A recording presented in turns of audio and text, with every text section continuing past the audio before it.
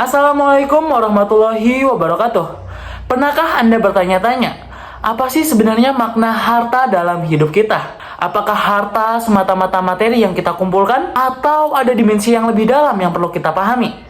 Di video kali ini, perkenalkan kami kelompok 8 akan menjelaskan materi tentang konsep harta dan kehidupan. Selamat menyaksikan. Sebelum membahas terkait dengan konsep harta dalam Islam, kita akan membahas terlebih dahulu terkait dengan tujuan hidup dari seorang manusia. Ketika kita memperhatikan alam semesta yang Allah Subhanahu wa Ta'ala telah ciptakan, maka dapat kita sadari bahwasanya manusia merupakan makhluk Allah Subhanahu wa Ta'ala yang kecil. Bagaimana Allah juga memiliki makhluk seperti gunung, lautan, dan juga planet-planet yang lain. Oleh sebab itu, teman-teman, dapat kita ketahui bahwasanya ketika Allah Subhanahu wa Ta'ala menciptakan alam semesta ini, Allah juga telah mengatur dan juga menciptakannya dengan begitu detail dan juga terstruktur. Bahkan sekecil semut, seekor semut pun juga memiliki rezekinya. Oleh sebab itu, teman-teman, ketika kita diciptakan sebagai makhluk Allah Subhanahu wa Ta'ala di bumi ini, tentunya juga memiliki tugas dan juga tujuan. Allah menjelaskan manusia memiliki dua tujuan utama. Yang pertama yaitu menjadi khalifah di bumi. Maksudnya yaitu ia harus menjaga segala hal yang di bumi dan juga mengembangkannya. Dan yang kedua adalah berbakti kepada Allah Subhanahu wa Ta'ala dengan cara bertakwa, yaitu dengan cara menjauhi segala yang dilarang dan juga melakukan apa yang Allah Subhanahu wa Ta'ala perintahkan. Kemudian teman-teman, Allah juga berfirman dalam surat Al-Qiyamah yang berbunyi ayahsabul insanu ayyutraka sudah, apakah manusia mengira bahwasanya mereka tidak akan bertanggung jawab ketika nanti di akhirat. Maka dengan begitu hening rasanya ketika kita perlu memperhatikan segala hal yang kita lakukan pada saat sekarang, karena nantinya kita akan dipertanggungjawabkan atau dimintai tanggung jawab atas segala hal yang kita lakukan di bumi ini.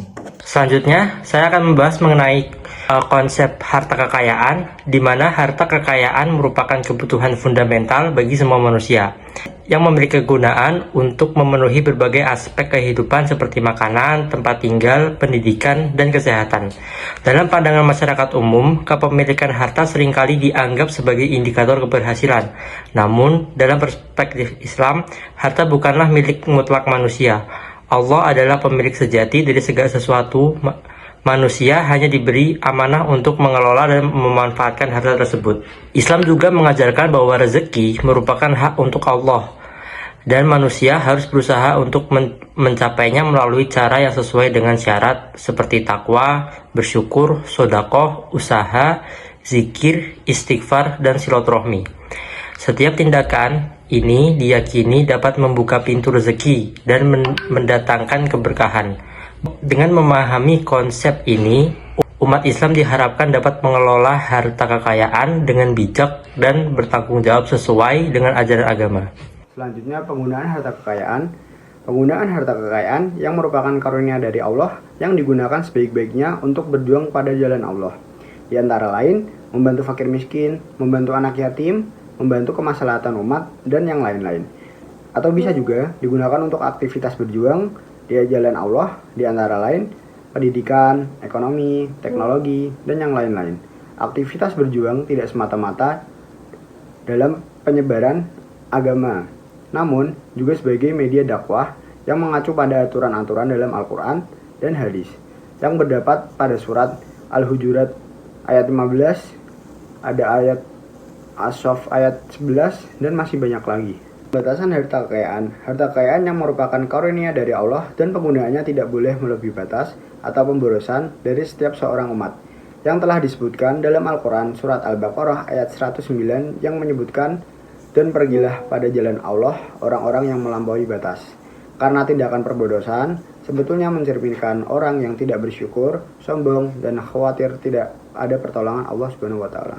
Selanjutnya ada risiko-risiko dari harta kekayaan. Kepemilikan harta kekayaan juga mengandung risiko, atau harta itu bisa merupakan bentuk ujian atau cobaan kepada kita, yang disebutkan dalam Quran surat Al-Munafikun ayat 9 menjelaskan tentang bahwa seseorang yang lebih mengingat hartanya atau lebih cinta kepada hartanya daripada Tuhan yang Maha Kaya, Zat yang memiliki alam semesta.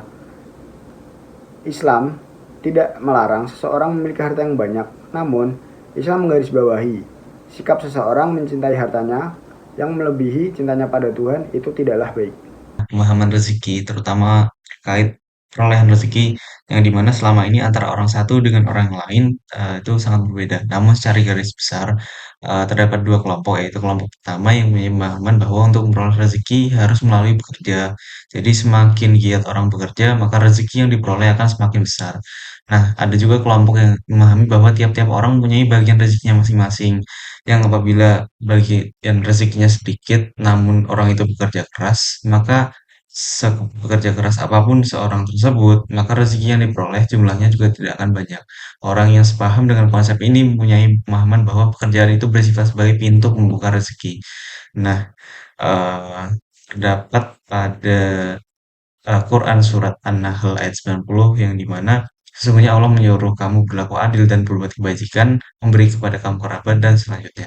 Nah, keyakinan pada setiap orang itu sangat tergantung dari pengalaman dan pengetahuan yang dimilikinya. Keyakinan lebih dominan dibentuk oleh pengalaman seseorang, sedangkan pengetahuan hanya sekedar menjelaskan akan kebenaran dari keyakinan tersebut. Nah, selanjutnya ada hadis riwayat Abu Naim dari Abu Hurairah, yang dimana pernyataan tersebut sebaiknya menjadi perhatian setiap orang dalam menentukan tujuan kehidupan di dunia, khususnya dalam melakukan aktivitas di dunia. Nah, mungkin itu saja yang bisa saya sampaikan. Kurang lebihnya mohon maaf. Di sini saya ingin menutup video dari kelompok kami. Terima kasih. Wassalamualaikum warahmatullahi wabarakatuh.